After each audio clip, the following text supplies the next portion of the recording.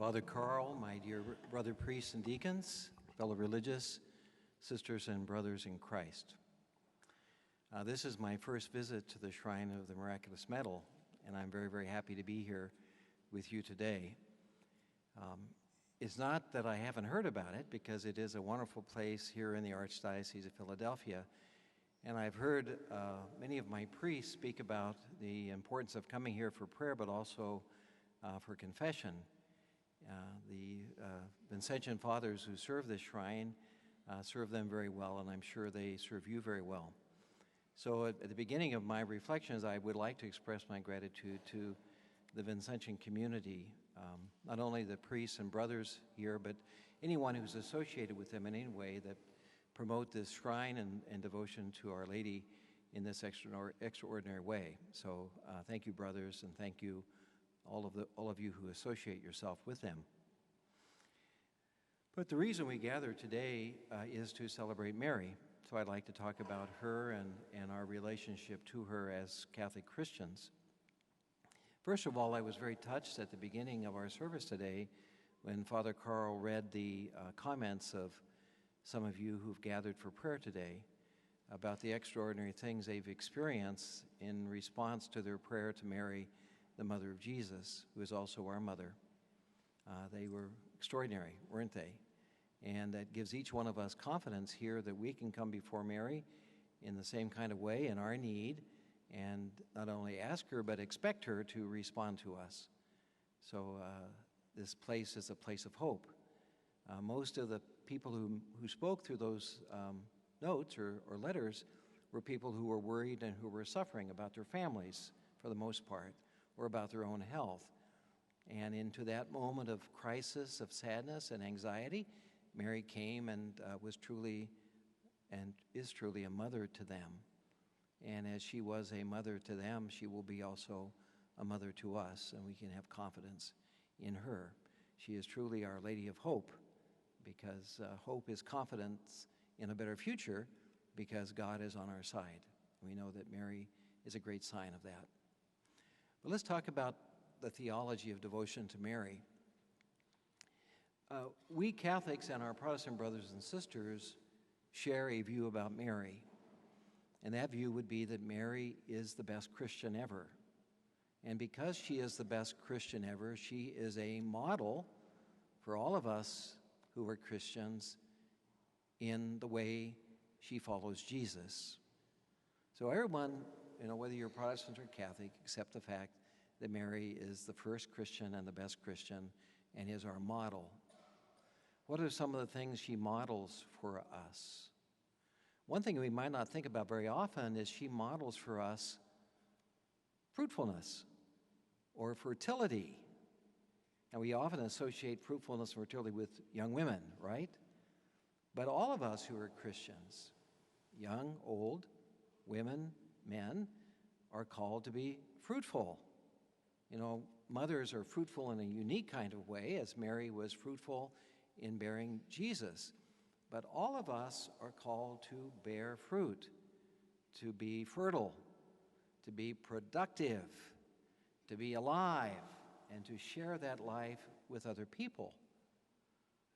And Mary, perhaps more than anyone else, shows us that if we are fertile, what happens? We bring Christ into the world. Mary in a unique way, as the mother of Jesus, but all of us here are called to be fruitful in bearing Jesus in our own way, in our own time. And so a characteristic of a good Christian is fruitfulness, productivity, new life, all those kind of positive things that we associate with young womanhood. So all of us, male and female alike, are called to imitate that aspect of Mary. All of us who are Christians are expected to be like Mary's son, Jesus, right? Whether we're male or female, we are all sons in the Son. And all of us, male or female, are also expected to imitate Mary, Mary's maternity and motherhood, in our own unique kind of way. In addition to seeing Mary as a model, Catholics among Christians also see Mary as our mother.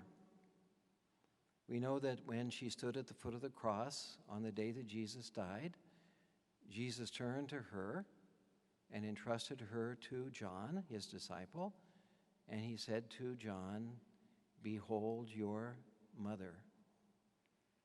And then he said to Mary, "Behold your son." And in that moment, the Catholic Church has understood that Mary not only became the mother of John, but also the mother of the Church, which is the mother of all of us. And so a characteristic of Catholic devotion to Mary, in addition to seeing Mary as the first Christian and the model Christian and our model of Christian behavior in life, is also to embrace Mary as our mother. And I think in some ways that's what the Shrine of the Miraculous Medal is all about. It's about Mary being our mother more than being our model. You know, we certainly want to follow her example, but we all need a mother, you know, despite the fact we sometimes grow up. Some of us get older and never grow up, but even when we do grow up, we all still need to have our mothers, someone who loves us in that special and tender kind of way.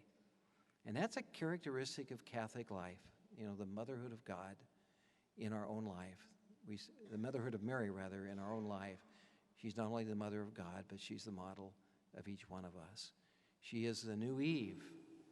And just as the old Eve gave birth to humankind, Mary, the new Eve, gives birth to a new family of renewed human beings, those of us who have been baptized into the death and resurrection of Jesus Christ. So do you love Mary as your mother? I suspect you do, or you wouldn't be here today in great numbers, you know.